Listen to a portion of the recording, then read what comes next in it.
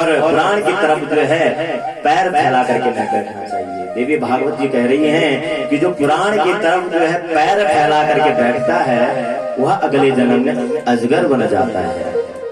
इसीलिए बंधुओं पैर फैला करके नहीं बैठना है। ये श्रीमद् देवी भागवत की कथा कह रही है बंधुओं। इसीलिए जो है पैर फैला करके नहीं बैठना है। और कथा के मध्य में कोई भी उठे जो एक बार बैठ जाए तो जब कथा संपन्न हो जाए तभी आप जो है उठ जाए। और जिनको इधर उधर के काम करने हैं वो पीछे बैठ जाए। जो यहां पर बैठेगा वो बार बार उठेगा, क्योंकि जो श्रीमद् देवी भागवत है ये बार बार श्रवण करने का नहीं मिलता है। भाग्योदयेन बहुजन्म समर्जितेन सत्संगमं च लभते पुरुषो यदा वै।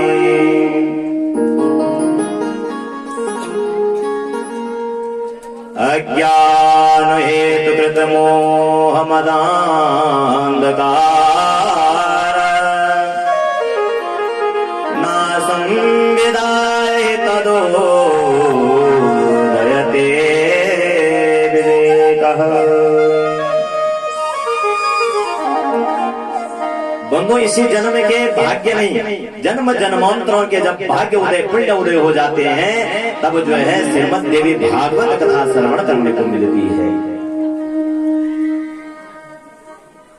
माँ जगत जननी की कथा सुनने का जो सौभाग्य मिलता है एक जन्म नहीं कोटि कोटि जन्मों से जब पुण्य उदय हो जाते हैं, भाग्य उदय हो जाते हैं, तब जो है यहाँ पर बैठते हैं। आपका ये जो घर है, आपका ये गांव है, ये कोई तीर्थ से कम नहीं है बंधु। क्योंकि जहां पर श्रीमद् देवी भागवत विराजमान हो जाए, जिसके आंगन में भागवत की कथा विराजमान हो जाए, श्रीमद् देवी भागवत की कथा विराजमान हो जाए, वह तीर्थ से कम थोड़ी है। इन 7 दिवसों के लिए सभी तीर्थ सभी व्रत यहाँ पर विराजमान है।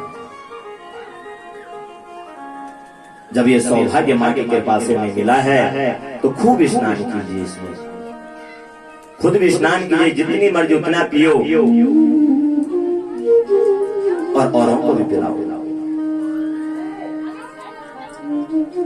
इस समय को व्यर्थ ना जाने दो, बार बार ये जन्म नहीं मिलता है।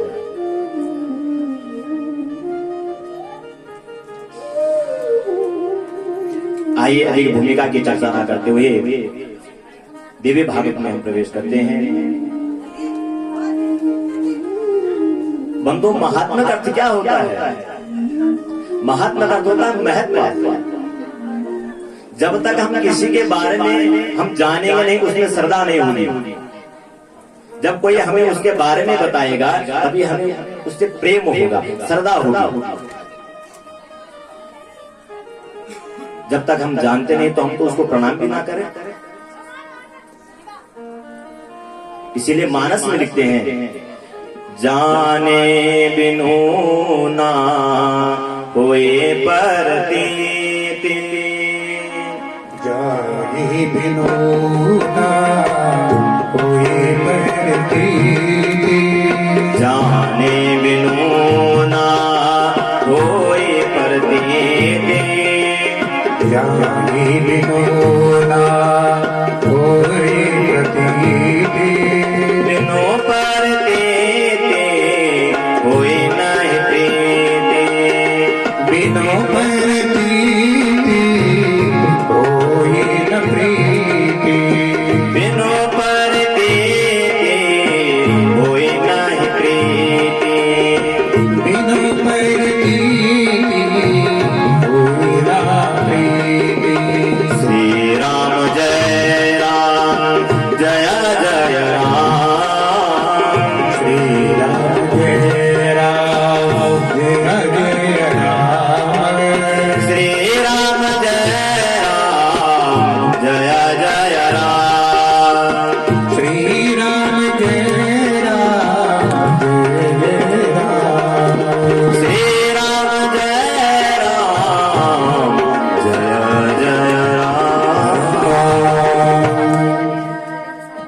बिना किसी के बारे में जाने किसी से श्रद्धा नहीं होती है।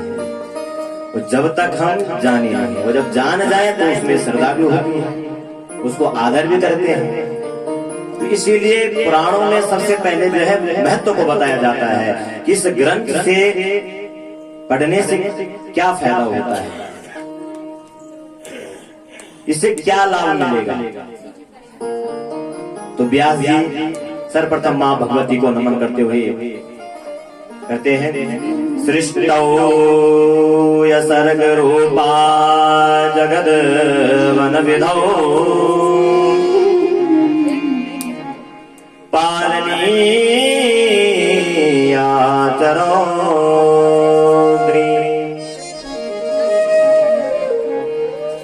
संहार चापयस्या जगदिदं किरम् क्रीडनं या पराख्या पश्यन्ति मध्यमाथो तदनु भगवती वैखरी वर्णरूपा सास्मद्वाचं प्रसन्ना विधिहरिगिरिशा राधितालं करोतु। जो संपूर्ण सृष्टि का पालन करने वाली है, पालन कौन करती है? मां करती है। देखो हमारे यहाँ मां का स्थान भगवान से भी बड़ा है, ऊपर है। पहले क्या कहते हैं हमारे यहाँ? मातृ देवो भव। भगवान से भी बड़ा यदि किसी का स्थान है तो किसका स्थान है? मां का स्थान है। अच्छा, आप जानते हैं कि क्यों बड़ा है? ध्यान से सुनिए। देखो संसार को चलाने के लिए तीन देवताओं की आवश्यकता है। भगवान ब्रह्मा जी क्या करते हैं? सृष्टि की रचना करते हैं, पर चलाते नहीं। चलाते कौन है? भगवान विष्णु। भगवान विष्णु क्या करते हैं? सबके रहने की, खाने की संपूर्ण व्यवस्था करते हैं, संहार नहीं करते हैं। और भगवान शंकर क्या करते हैं? संहार करते हैं, अधर्म का नाश करते हैं। परंतु धन्य है मां जो तीनों कामों को एक साथ संभालती है। जो काम तीन देवता करते हैं वो मां अकेले ही कर देती है। वो कैसे? जब बालक गर्भ में होता है तो उसका सृजन करती है, और जब बालक जन्म ले देता है तो उसको दुग्ध पान करवाती है, उसकी देखभाल करती है। और तीसरा, जब बालक के हृदय में जो अज्ञानता होती है, जो बुराइयां होती है, उनको मिटाने का काम भी मां करती है, क्योंकि मां गुरु भी है। सबसे पहले गुरु कौन है? मां है। तो बच्चे में जो बुराइयां होती है मिटाने का काम भी मां करती है। इसीलिए जो है मां का स्थान भगवान से भी बड़ा है। इसीलिए पालन करती है, सृजन करती है और बुराइयों का नाश करती है। ये तीनों काम एक मां कर देती है। इसीलिए भैया भगवान से भी बड़ा स्थान यदि किसका है तो मां का है। हमारे शास्त्र कहते हैं स्त्रिया समस्ता सकला जगत्सु। हे जगदम्बा, ये संपूर्ण स्त्रियां जो है ना, ये तेरा ही स्वरूप है, तू ही तो है। तू ही तो मां के रूप में बालक को जन्म देती है, उसका पालन करती है और उसके दोषों का संहार करती है। तो सृष्टि को बनाने वाली चलाने वाली ऐसी जगदम्बा जिसके लिए संपूर्ण सृष्टि पालनीय चलोतरी, जो पालन करती है। अच्छा, हमारे यहाँ स्त्रियों में माताओं की विशेष गुण होता है। क्या गुण है? होता है, देखो एक स्त्री परिवार को भी देख लेती है, बच्चों को भी संभाल लेती है और पति को भी संभाल लेती है और बाहर का काम भी संभाल लेती है। और सबसे ज्यादा यदि व्रत करती है तो कौन करती है? माताएं करती है। भगवान की पूजा भी कर लेती है और कहीं कथा होती है तो सर्वप्रथम वही पहुंच जाती है। इतने सारे काम एक साथ संभालना कितना कठिन काम है, वो माँ अकेली कर देती है। एक काम तो कोई भी कर लेगा, परंतु इतने सारे काम एक साथ संभालना ये तो माँ ही जानती है। लेकिन वो जगदम्बा ही संपूर्ण माताओं के रूप में उन सब कार्यों को संपादित करती है, सबको शक्ति देती है। और संहार चापयस्या जगदिदमखिलम् क्रीडनं व्यापराख्या, जिसके लिए संपूर्ण संसार ही जिसके लिए क्रीड़ा स्थली है, ये संसार है से खेल रही है, जीव को बनाती है, चलाती है और मिटा देती है। जिसका ये खेल है, ऐसी जगदम्बा पश्यन्ते मध्यमाथो तदनु भगवती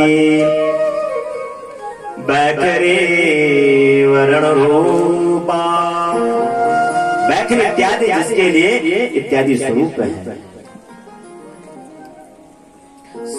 सास्मद्वाचम प्रसन्ना विधि हरिगिरिशा राधितालम करो। विधि अर्थात ब्रह्मा जी, हरि यानी भगवान विष्णु और गिरीशा यानी भगवान शंकर, जो इन तीनों देवताओं के जो आराधित है, ऐसी मां जगदम्बा को हम कोटि कोटि प्रणाम करते हुए नारायणं नमस्कृत्य नरं चैव नरोत्तमं देवी सरस्वती व्यासं ततो जयमुदीरये। मां भगवती सरस्वती, भगवान नारायण तथा वेद व्यास जी का ध्यान करते हुए नैमिषारण्य की पावन भूमि में सूर्य महाराज का 88,000 ऋषियों को यहाँ दिव्यमयी पुण्यमयी कथा सुना रहे हैं।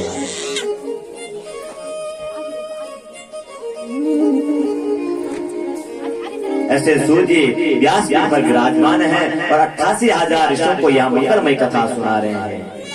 और सौनक जी वयोवृद्ध होकर के भी, ज्ञान वृद्ध होकर के भी जो है एकदम अनभिज्ञ बन गए।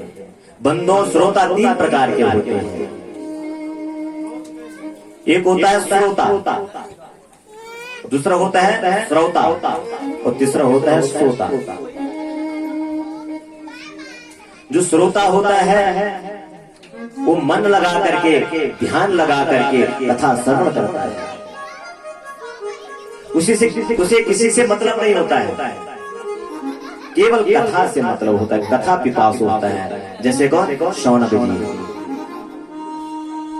अच्छा, जो श्रोता होते हैं वो ये बड़े खतरनाक होते हैं, ये केवल गलतियां निकालते हैं। 10 वक्ता पे 10 यजमान पे। और जो श्रोता होते हैं ये सो जाते हैं। तो हमको श्रोता बनना है, जैसे शौनक जी। जो श्रोता बन जाए उसका कल्याण निश्चित है।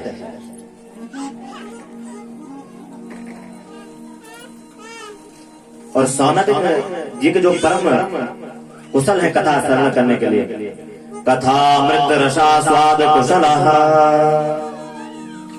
कथा सुनने के लिए परम रसिक हैं। ज्ञान वृद्ध होकर के भी, वयोवृद्ध होकर के भी एकदम अनभिज्ञ बन गए हैं कि मैं कुछ नहीं जानता महाराज। जो भी जानते हैं आप विराजे हैं, आप ही बता दीजिए।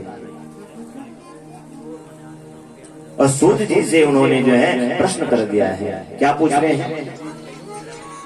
सूत जीव समावैर्य यस्त्वं श्रावयसि हनः, कथा मनोहरा पुण्याम् व्यास शिष्या महामते। सौनक जी बोले, हे व्यास जी के शिष्य सूत जी महाराज, कृपा करके हमें कोई ऐसी कथा सुनाए। कैसी कथा? मनोहरा पुण्या, ऐसी कथा सुनाइए जो मनोहर हो, मन की चित्त की वृत्तियों का हरण करने वाली हो, जिसको सुनकर के मन को आनंद मिले, हृदय पवित्र हो जाए, ऐसी कोई कथा सुनाओ। लेकिन आनंद ही नहीं मिले। मनोहरा पुण्य, जिसके श्रवण करने से पुण्य भी मिले, भुक्ति मुक्ति सभी चीजें मिल जाए, कोई ऐसी कथा तो मिलो। इतना सुनते ही सूत जी महाराज प्रसन्न हो गए और सूत जी बोले, बताइए कौन क्या सुनना चाहते हैं? तो सौनक जी कह रहे हैं, तत् त्वं ब्रूहि महाभागा येन सिद्ध्यन्ति मानवः। कोई ऐसी कथा सुनाइए जिससे मनुष्यों के कार्य सिद्ध हो जाए, उनकी कामनाएं पूर्ण हो जाए, ऐसी कोई कथा सुनाइए और अंत में मोक्ष भी मिल जाए। अगर कोई ऐसी कथा है तो सुनाइए। तो सूत जी कह रहे हैं, साधु पुष्टम महाभागा लोकानां मितकाम्यया सर्वशास्त्रस्य यत् सारम् तद्वो वक्ष्यामसे श्रुतः। सूत जी कह रहे हैं, सौनक जी, जो संत होते हैं बंधुओं, उनका जीवन लोकानामित काम्या, अपने लिए नहीं होता है, संसार के लिए होता है। अरे महाराज, कितनी अच्छी बात पूछी आपने कि जो मनुष्य के संपूर्ण कार्य को सिद्ध करने वाली हो, ऐसी कोई कथा सुनाओ जिससे भगवती की कृपा मनुष्य को प्राप्त हो जाए। कोई ऐसी कथा सुनाइए। अच्छा आप लोग बताइए, सौनक जी के पूछने की क्या जरूरत है? सौनक जी पे तो माँ भगवती की कृपा पहले से ही बनी हुई है। बंधुओं, ये सौनक जी अपने लिए नहीं पूछ रहे हैं, हम सबके लिए पूछ रहे हैं, ताकि हमारा कल्याण हो जाए।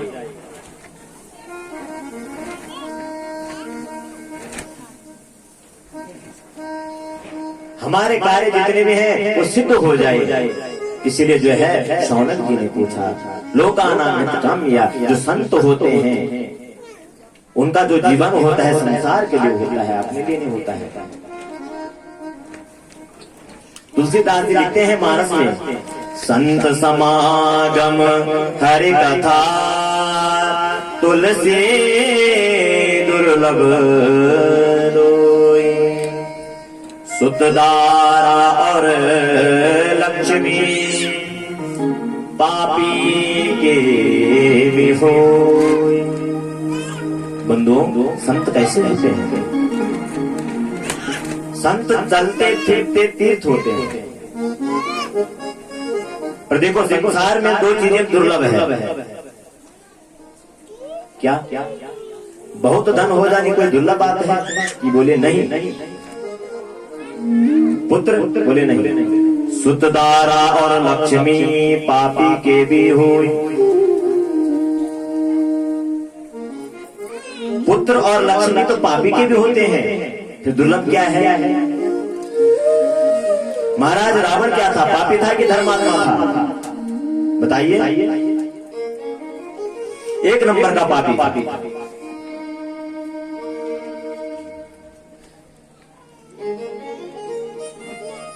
भैया 1 लाख पुत्र 1.25 लाख नाती, रावण के 1 लाख पुत्र और 1.25 लाख नाती थे रावण के। महाराज धन की भी कमी नहीं थी, पुत्री की भी कमी नहीं थी, क्योंकि लोगों के पास थोड़ा सा सोना चांदी हो जाए तो आकाश में उड़ने लग जाते हैं, पर रावण के पास देखो पूरी लंका सोने की। रावण के पास किसी चीज की कमी नहीं थी। आप जानते हैं कि रावण ने इस धरती पर कितने युग तक राज किया? बंदो रावण ने 13 चतुर्युगी तक जो है इस धरा पर राज किया, और 13 चतुर्युगी तक जो है किसी पे इतनी क्षमता नहीं थी जो उसके राजगद्दी को हिला सके। वो 13 चतुर्युगी कितना होता है? जब जो है सतयुग, त्रेता, द्वापर और कलयुग, जब ये जो है 13 बार जो बीत जाते हैं, इतना राज किया 13 चतुर्युगी तक। उसके सिंहासन को हिलाने की किसी में क्षमता नहीं थी। अरे चलत दसानन डोलत अवनी, कहते हैं रावण जब चलता था तो धरती डोलती थी, कांपती थी, इतना बलवान था। तो फिर अगर ऐसे सोचते हैं कि धनवानों के भगवान होते हैं, तो नहीं, धनवानों के भी भगवान नहीं होते हैं। बोले फिर तो संसार में दुर्लभ क्या है? बोले संसार में दुर्लभ है संत समागम हरि कथा, संतों का दर्शन। यदि संतों का दर्शन भी हो जाए फिर सत्संग। हर किसी को सत्संग नहीं मिलता है, हर किसी को जो है संतों के दर्शन नहीं होते हैं। आप यहाँ पर बैठे हैं, बड़े भाग्यशाली हैं, भगवान की कृपा आपके ऊपर हुई है, तभी तो आप बैठे हैं।